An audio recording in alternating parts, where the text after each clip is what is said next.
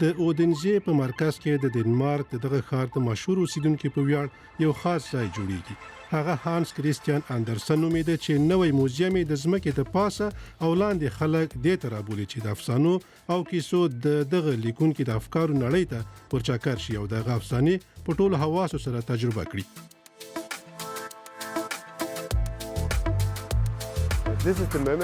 دا د سمندري شاپیریانو برخه ده. سړی د مځکې په تل کې پر ډبرو څملاستلی او اسمان ته کتلی سي. سړی د نورو شاپیرانو سندري او د هغه ځای د ښایست په هکله خبرې اوري. اسمان ورته د هیلو هنداره ښکاري. دغه احساس کوچنی سمندري شاپیري هم لره چې هلته د ژوند کولو هیله له ځانه سره درلودله. د دنمارک ملکې دویمې مارګریتا دغه نندارتون پرانیست. د هانس کريستيان اندرسن افسانې سوژې او چارې لکه بلبله د مټر په سر ناسته شاهزادګۍ یا اورلګیت لرونکې نجلۍ تر ننه پورې په ټوله نړۍ کې د هر عمر په انسانانو کې شهرت لري.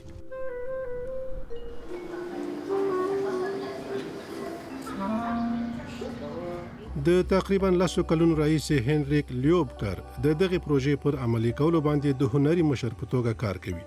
لرلی دی دا دی چې د یو افسانوي باغ مدرن مهندسي او د هانس کريستيان اندرسن د افسانو یو بشپړ هنري ترکیب جوړ شي. نوې موزیم د اودنزې په تاریخي زاړه ښار کې جوړیږي. دلته هانس کريستيان اندرسن په 1315 کال وزیږید په دغه زیړه ودانۍ کې. مفکوره دا و چې داسې موزیم جوړ سي چې د اندرسن د افسانو له سبک سره همسمون ولري. موږ له ځانه وپوښتل چې کومو ارزښتونو د هغه نړۍ تعریفوله، کوم ادبي وسایل کارول څو خپلې افسانې وړاندې کړي او دغه ادبي تجربات څنګه یوې ودانۍ ته ور انتقالولی سو. له ټولې نړۍ څخه د مهندسانو دفترونو د نوي موزیم لپاره مفکورې وړاندې کړي.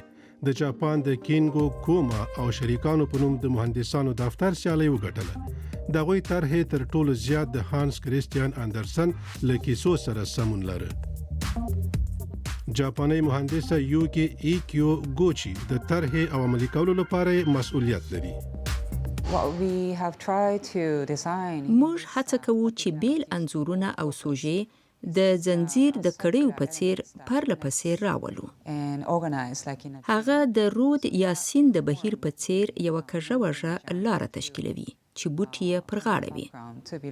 هغه د اصلي او تخیلي نړۍ ترمنځ رابطې ښیي.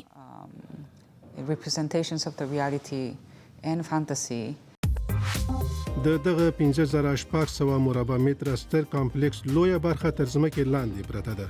د پاسه به یو افسانوي باغ جوړ شي.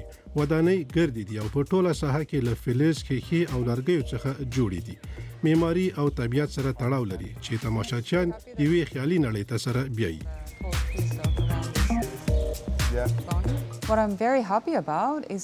زه خوشاله یم چې معماري د دغسې بیلو تجربو امکانات راکوي.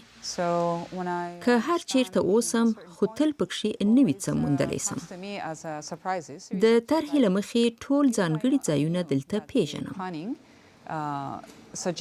خو هرې خواته نوي عجیبه لیدلوري موجود دي. زه ورته ډیره خوشاله یم. And quality, which I'm very happy about. یو سره پیچلې لاره لاندنۍ له پورتنۍ نړۍ سره وصلوي. دغه لاره د اندرسن د ژوند یو انځور دی. هر څومره چې لاندې خوا او د افکارو ته ژور ورننوځو نو له عادي حقیقت څخه لرې کیږو او د افسانو په دنیا کې ډوبیږو. د وتلې دنمارکي افسانه لیکونکي دغه موزیم به د کال تر پایه پورې بشپړ شي. دا د افسانو مینوالو ته یو ښه زیری دی.